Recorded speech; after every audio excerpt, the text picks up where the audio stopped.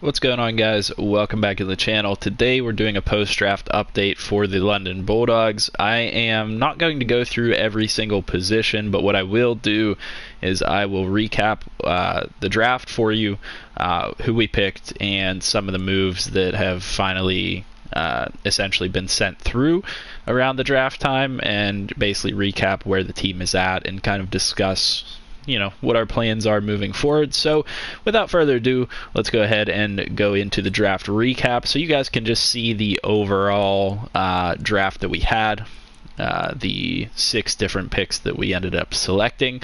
Obviously with the first pick, you guys probably know that we selected BREWER first overall, tied with the highest overall for the RFL draft at an 84. This guy's an absolute monster. If you look at his player card, he's got 85 finesse move, which is really nice. We're going to utilize him as a speed rusher off of the edge out of hopefully a 4-3 system. We still got a lot of time and a lot of testing to do before the next RFL season rolls around, because the college season is in between, or the college series. So there will be some testing done to see how exactly we want to implement all these players. But we figured BREWER will be the left end in some type of a 4-3 system, whether that be a Tampa 2 or a traditional 4-3. It's yet to be seen what exactly is going to happen there, but with that being said, BREWER also has 85 block shedding, which is phenomenal for a defensive end. He should be able to help us out in stuffing the run game as well. 90 strength, which is really nice. He comes in with a promising 78 play recognition and 84 awareness, so right off the jump he should be able to recognize what the play is and basically adjust accordingly. He's got 87 tackling, 82 agility, 85 pursuit, 80 hit power, 86 injury, and his one weakness coming in, actually 2 weaknesses if you can even call them that, is that he only has 70 power move. I mean, being a finesse move type of guy, you don't expect that type of player necessarily to have crazy power moves right off the jump, and so that's not that big of a deal. If he does get into double team situations, which is primarily when the power move is effective, that might affect him a little bit, but I think for the most part he's going to be good based off of his stats to begin with, and he's going to be effective at getting to the quarterback and getting in the backfield and making stops. But his other one that we are looking at is the 70 stamina, so we're going to hope to increase his stamina to try to be able to keep him on the field longer. Having that 70 stamina might limit him a little bit in terms of being able to consistently make plays, so that's one of the stats that we really would like to get up early on. But as you guys can see, he's a monster. I mean, he's got good stats all around, and there's nothing that you can complain about with a player like that at the first overall pick. He's only 21 years old, so he's got a lot of time left ahead of him, and he does have superstar X factor, so that's nice. With our second pick in the first round, we picked Shaquille Tiller, and for those of you guys that might not have watched the draft or might not be familiar with what happened, these picks are out of order, and the reason being is that the RFL file is divided into 2 files, and so we have NFL teams in this file, because you can only relocate 16 total teams in one file. So there are 16 NFL teams in this file as well, and so that throws off the draft order slightly. Technically, BREWER was the first overall pick among RFL teams, Shaquille Tiller was the 11th, and Reggie Streeter was the 20th, or I guess Tiller was the 12th. But with our second pick, we picked Shaquille Tiller, a superstar corner, a guy that I liked quite a bit, and he wasn't necessarily supposed to fall to us. There was the Armadillos pick that got simulated that they probably were going to take Shaquille Tiller there. At 23 years old, out of Virginia Tech, I believe it said, he's a pretty good player. I mean, he's got decent speed, decent acceleration. The one stat that we're not super thrilled about is his agility, but that's fine. You got 85 man coverage and the 88 zone coverage to start off as a rookie. You can kind of fill in the other stats as we go, and I'm hoping he'll get some athletic upgrades as we go, but we'll see what happens. He led the college series in interceptions, so we were a bit surprised to see that he only came in with 72 catching, but I think one of the things that makes up for that is that he actually has the plays play ball aggressive trait. Yeah, so if you guys look at traits there, he's got the aggressive play ball tendency, which that's probably what gets him a lot of interceptions, as he goes and is aggressive with the ball and actually goes and picks it off. Decent awareness to start out with, kind of weak in terms of block shedding or anything like that, so I can't see him really helping out in the run game too much. He'll probably get eaten up by blocks, but you know, that's no surprise with a guy that's more of a coverage corner. I want to go back to Drew Brewer for 1 second to look at his traits that he has. He has the big hitter trait, which is hopefully going to be absolutely phenomenal for us, because if he's got that big hitter trait, he can hopefully cause some fumbles in the backfield, whether that be on the quarterback or the halfback. But I think that's going to be really useful, is that he's going to be able to hopefully cause some disruption by, you know, getting the ball out. He also has the strip ball trait. He has the high motor trait.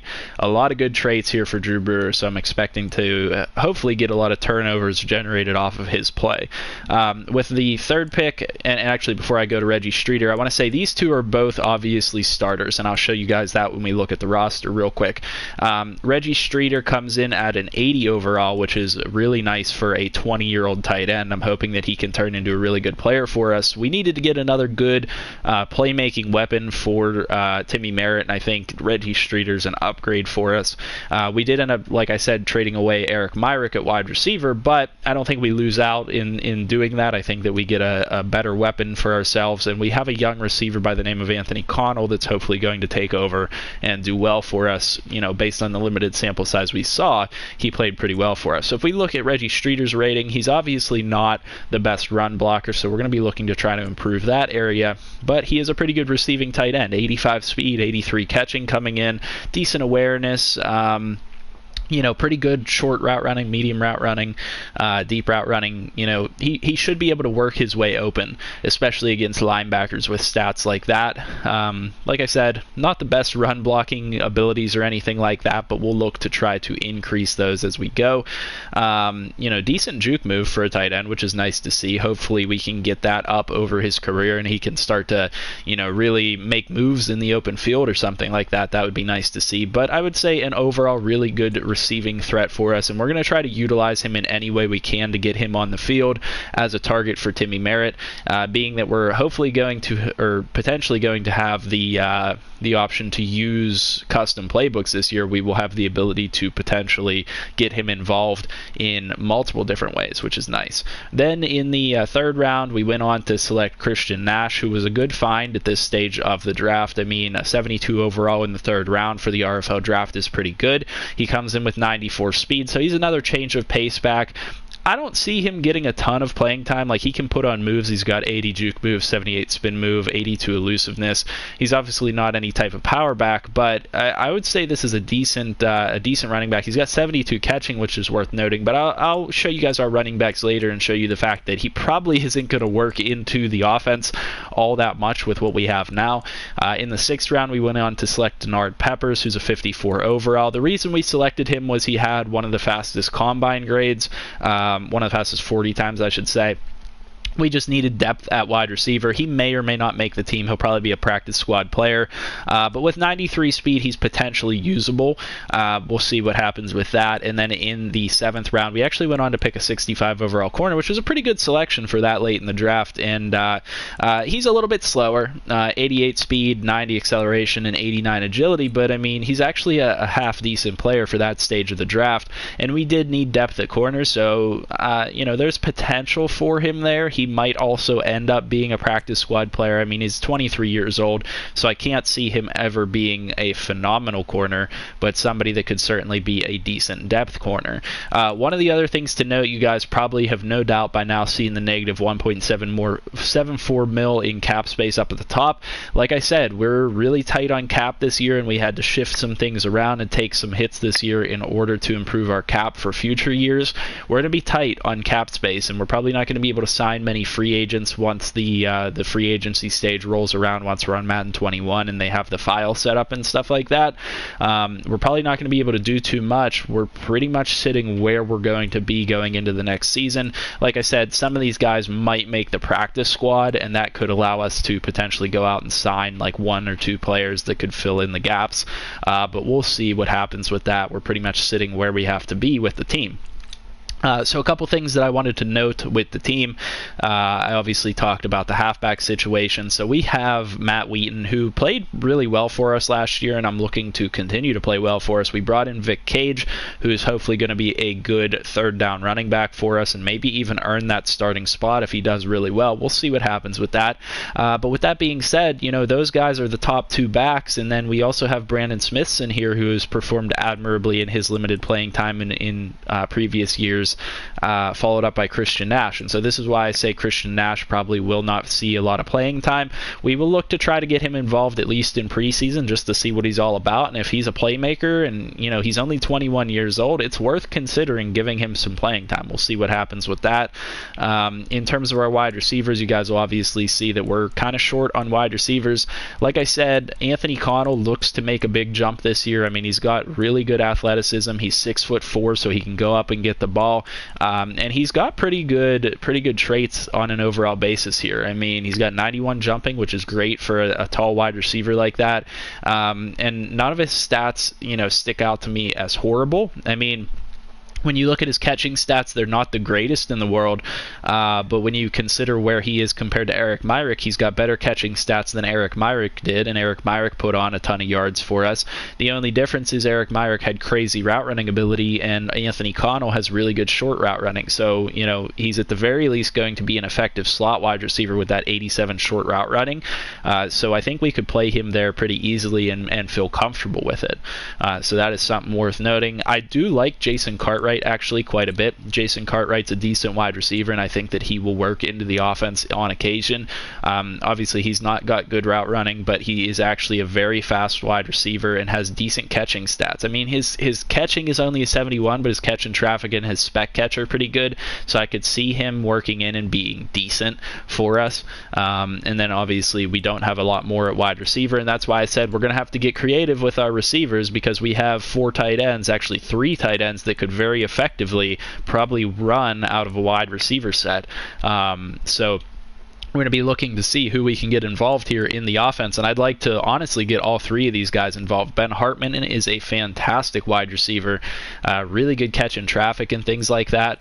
And one of the things that I'll say is Stanley Whitehead was second in receiving, at least in the ARC file, and he's only got 86 speed. So when you look at these tight ends, you know, 85, 84 speed, and one of them even has 90 speed. Yeah, they're kind of lacking in the acceleration and agility categories compared to Whitehead, but you know, I think that these guys could probably play that position, so we'll be looking to get creative with the offense. Like I said, it'll be a lot of testing involved there, but we'll see what happens. In terms of our offensive line, we're still up in the air on who we're going to go with at left guard. I think it's going to be Bronson Gray, but every other position there is set. And then, like I said, on the defensive side of the ball, we're set right now to have Drew Brewer at left end. At right end, it's going to be Riley Draft or Willis Savage. We have not completely determined what we want to do there yet, but I'm right now I'm leaning towards Riley Draft just because of the athleticism, and he tended to get more pressure on the quarterback than Willis Savage did last year. And then on top of that, at D tackle right now, we have Jack Brodine and Tyler Keltner and Gregory Lincoln. I think that Al Smalls actually kind of figures out to be a good interior defensive lineman for us, being that he's got that 90 strength, and you know, he's reasonably athletic and pretty heavy. I think that he's going to play at D tackle for us somewhat this year. And then the other positions I wanted to show you that obviously Shaquille Tiller will get the start for us. It's going to be Brandon Bowen and Shaquille Tiller is the 1 and 2, and then I think that Isaac Lockhart is probably going to be the 3. We're going to look to see if we want to keep all 6 of these corners around. I'm thinking one of these guys, like I said, Dion Russell, might hit the practice squad, and that is pretty much what there is to update with this team. Like I said, we're going to be trying to transition back to a 4-3 defense because we now have the personnel for it. With that being said, that is pretty much the coverage that I wanted to give for today, just to give a little bit of insight on what's going on with this team. Not too complicated. I mean, there's not too much to go over. I think that our picks were pretty straightforward. I was surprised that we got the guys that we did. I mean, being that that Shaquille Tiller kind of fell into our laps at pick 11, pick 12. That one was pretty good for us. And then, we were considering taking corner with the 20th pick if we didn't get Shaquille Tiller, which was a very real possibility. And, we didn't need to at that pick. And one of the best talents in the draft, and Reggie Streeter, fell right into our laps there. That ended up being a really good situation for us. And so we got 3 top playmakers. All 3 of them are young and will hopefully develop into stars for us. So, I think the future is looking bright for the Bulldogs. I know that our overall didn't jump incredibly, but these guys are going to start to go up in overall really quickly in the RFL, and our team's going to be looking really good and probably really competitive next year. That's my hope. So hopefully you guys enjoyed. I'll see you guys in the next one. Have a good night.